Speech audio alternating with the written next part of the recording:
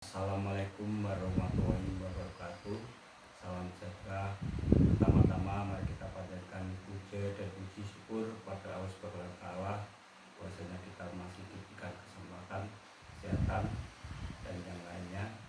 Perlu kami kenalkan, ini nama saya Supriyanto.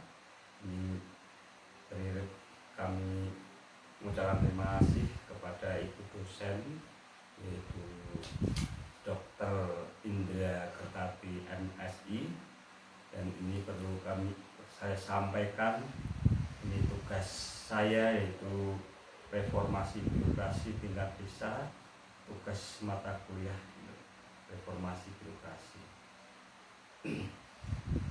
Perlu saya perkenalkan, nama saya Supriyanto, ini NPM 19103 6310103888. Adapun dari pengertian reformasi birokrasi tersendiri itu secara umum diartikan sebagai perubahan suatu sistem yang ada pada suatu masa tertentu.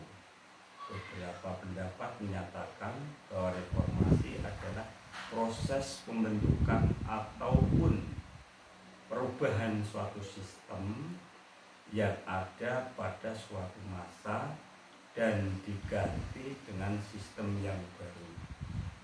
Sedang birokrasi menurut Hegel, birokrasi adalah institusi yang menduduki posisi organik yang netral dalam suatu sosial dan berfungsi sebagai penghubung antara negara yang memanifestasikan kepentingan umum dan masyarakat sipil yang mewakili kepentingan khusus dalam masyarakat. Dasar hukum reformasi birokrasi: 1. Undang-Undang Dasar Negara Republik Indonesia tahun 1945. 2.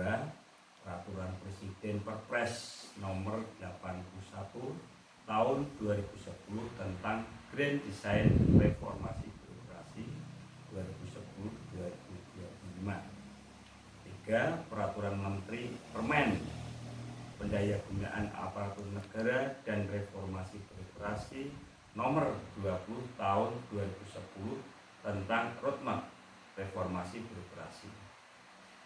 4. Undang-Undang nomor 25 tahun 2004 tentang Sistem Perencanaan Pembangunan Nasional. 5. Undang-Undang nomor 17 tahun 2007 tentang Sistem Perencanaan Pendayagunaan Jangka Panjang Nasional tahun 2005 sampai 2025. 6. Undang-Undang nomor 25 tahun 2009 tentang Pelayanan Publik.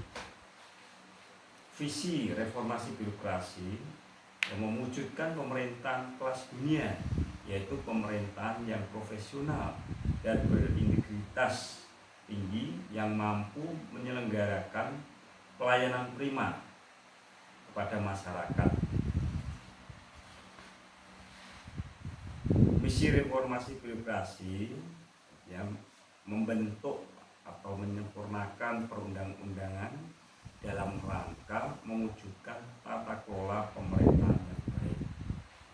2. Melakukan penataan dan penggunaan organisasi, tata laksana, manajemen sumber daya manusia, aparatur pengawasan, akuntabilitas, kualitas pelayanan publik, mindset dan kultural set. 3. Mengembangkan mekanisme kontrol yang efektif. Terakhir, mengelola sengketa administrasi secara efektif dan efisien. Kenapa reformasi birokrasi perlu dilakukan? Reformasi birokrasi pada hakikatnya dilakukan untuk melakukan pembaharuan atau perubahan mendasar terhadap sistem penyelenggaraan pemerintahan, terutama menyangkut aspek-aspek berikut. 1. Kelembagaan. 2. Ketatalaksanaan. 3. Sumber daya manusia aparatur. Tujuan reformasi birokrasi.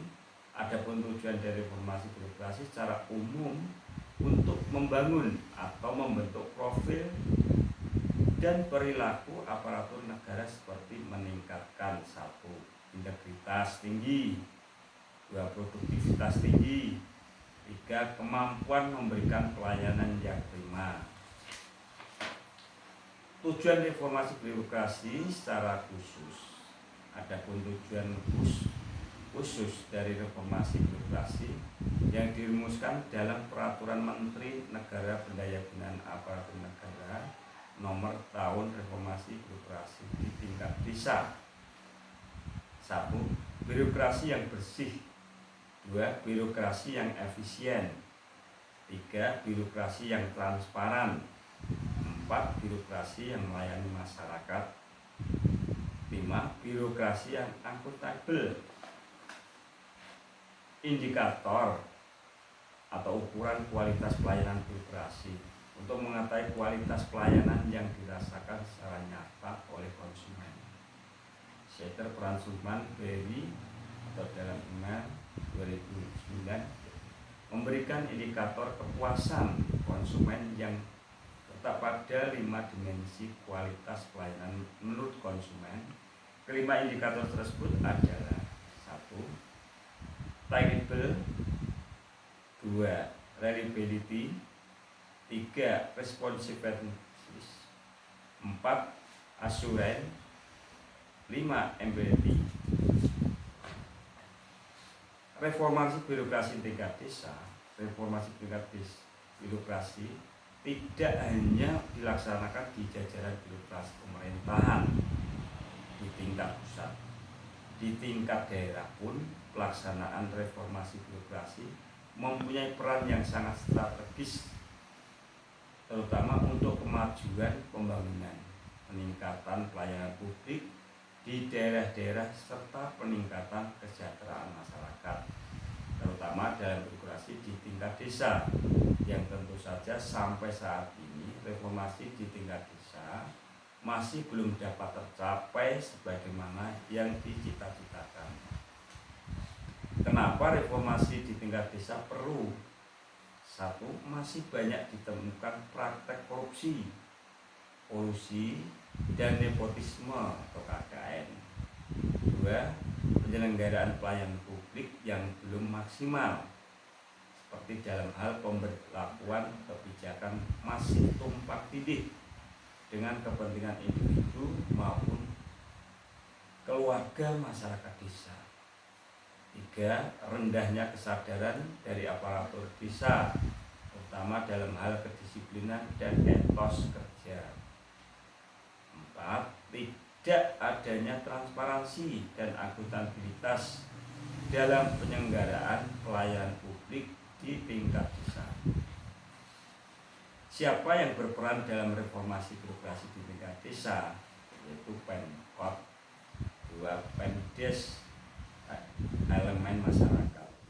Jadi dalam melaksanakan reformasi birokrasi tingkat desa, 3 elemen yang utama baik dari Pemkot sampai ke elemen masyarakat harus ikut andil dalam terjadi reformasi birokrasi tersebut.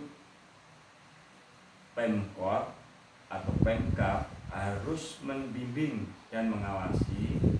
Pemdes harus bertindak sebagaimana cita-cita reformasi birokrasi itu seperti apa, dan elemen masyarakat pun harus membantu melalui pentingnya kesadaran diri dalam melaksanakan reformasi birokrasi di tingkat desa. Faktor yang menghambat dalam penyelenggaraan pemerintahan desa: 1. Stigma, 2. Trauma oposisi dari lawan politik, 3. Kurangnya pemahaman, 4. Stigma tentang sistem kekuasaan, 5. Kepala desa atau kades sebagai pemandu birokrasi. Mengapa pelayanan publik menjadi faktor utama dalam reformasi birokrasi di desa? Pelayanan publik menjadi satu kesatuan dalam penyelenggaraan dan reformasi birokrasi pemerintahan. 2. Pelayanan publik. 3. Penilaian masyarakat terhadap aspek yang dilayani.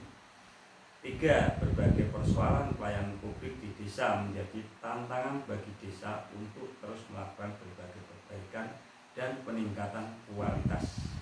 Tiga sejatinya.